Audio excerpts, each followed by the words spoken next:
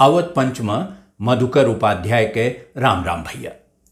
जैसा हम पिछले हफ्तवा कहे रहन कि बात करब नजीर अकबराबादी के, और नजीर के हियाँ तो गजब इतना मिलत है, इतना लिख गए हैं वह कि जैसे जान पड़ते कि वह पैदा भय रहे कि कुछ बोल दे हैं वो कविता हो जाए। और वह कविता में हीरो कि कितना वह तो रहे तो ब्रज के इलाका के, ब्रज के असर वो चाहिए रहा, लेकिन अवधि से बचा व नहू न रहे। बहुत असर अवधि के नजीर अकबराबादी पे है। मैंने एक एक लाइनिया में आप हेरे लगो तो वह समधिन कहत हैं, समधी कहत हैं, बिछुआ कहत हैं, पीछा आगा बसैया लुटैया कन्हैया, कुल चीज उनके हियाँ मिला था। अटारी छज्जा जोने नाव ले लो वो उनके हियाँ मिल जाते। जोन चाहे खाए पिए की चीज हो, रोटी पे वे जोन लिख दीन, वो रीछ के बच्चा पे लिख दीन, जोन मदरिए आवत रहे रीछ लेके एक ठू और तमाशा दिखावे ओ पे लिख दीन एक कविता। और होली दिवाली पे तो लिखबे कि शिव विवाह पे लिख मारे, इतना लंबा चौड़ा शिव विवाह लिखे हैं नजीर अकबराबादी की हैरान रही जा वो देख के। और वहमा ढेर अवधि और हो सकत है एकर नजीर अकबराबादी रहे तो पुरान मीर और गालिब से पहले के हुए हुए, लेकिन 1740 के कहा था उनके जन्म रहा, तो उनके ऊपर शायद सूर और तुलसीदास के गोसाई जी के असर रहा। क्यों उन्हें सुनाए हुई बताए हुई, पढ़ा लिखा में नहीं रहे, अच्छे लोगों के सोहबत रही, सबके साथे उठत बैठत रहे तो जरूर रहा हुई। और उनके असर गोसाई जी के असर, अवधि के असर नजीर के लिखे में पड़ा। अब जैसे उनके एक कविता है वो लिखे हैं समधिन के बारे में, और ये हंसी मजाक चलबे करत है बिया हुआ में कि समधिन यस है समधी यस है। तो हमा वह एक कवित्त लिखिन लंबा के लिखे हैं, ओमा लिखिन एक 4 लाइन हम सुनाई देते थे। लिखिन कि लटकती चाल मदमाती, लटकती चाल मदमाती चले बिछुआ को छनकाती। बिछुआ छन छन करत चलत है। लटकती चाल मदमाती चले बिछुआ को छनकाती, अदा में दिल लिए जाती, अजब समधन हमारी है। अब सोचो कि कितना नफीस, कितना बढ़िया अंदाज है बात करे के, और ये अवध के खासियत होए। अवध के खासियत यह हमारे है कि जोन अदा, जोन नफासत, जोन धार, जोन पैनापन, जोन तेजी, और साथे जोन महीन काटे के एक परंपरा अवध में है कि बहुत जोर से ना कुछ करते, धीरे से चुटकी ले बहुत महीन काटत। मुहावरा की तरह इस्तेमाल होते कि बहुत महीन मारत है, बहुत बहुत महीन काटत है। वो महीन काटे वाली जोन नफासत है, अदा है, नजीर के हियाँ अवधय से आए हैं। और ये एक जितना जने विद्वान हैं ये पढ़त हैं वो सब समझ के कह दे हैं कि हाँ ये बतिया सही है।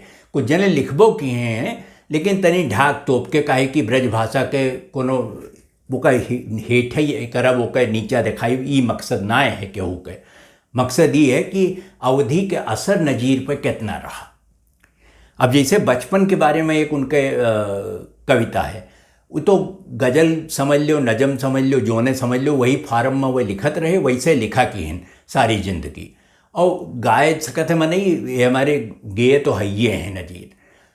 वह लिखिन बचपन के बारे में कि दिल में किसी के हरगिज न शर्म न हया है, दिल में किसी के हरगिज न शर्म न हया है, आगा भी खुल रहा है पीछा भी खुल रहा है।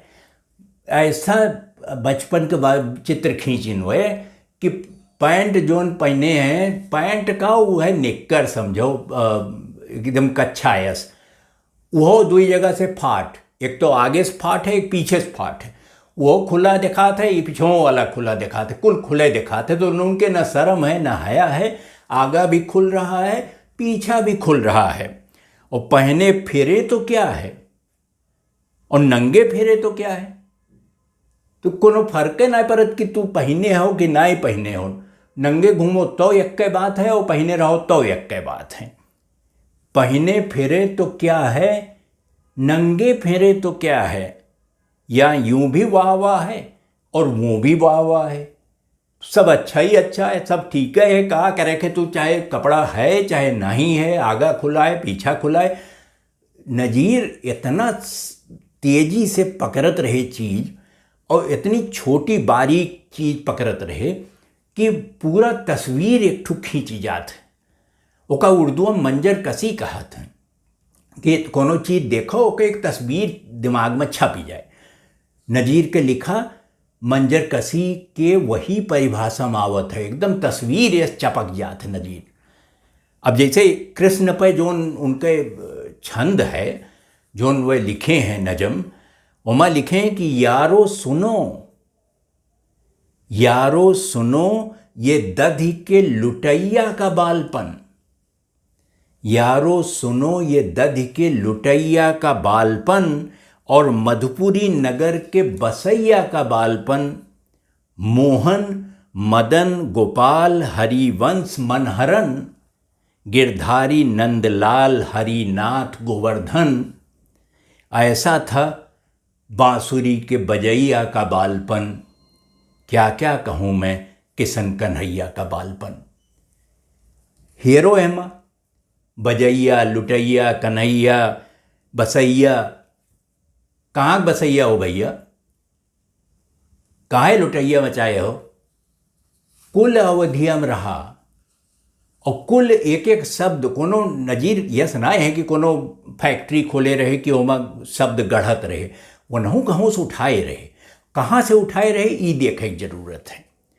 अब जैसे नज़ीर के यहाँ एक बहुत होली दिवाली में तो जब तब देख बहारें होली की, जब फागुन रंग झमकते हों, ये तो नज़ीर के सबे जानत है, सब गावा कर थे। होलिया आवत है तो जब फागुन रंग झमकते हो तो मनेगी एकदम गायन दिए थे।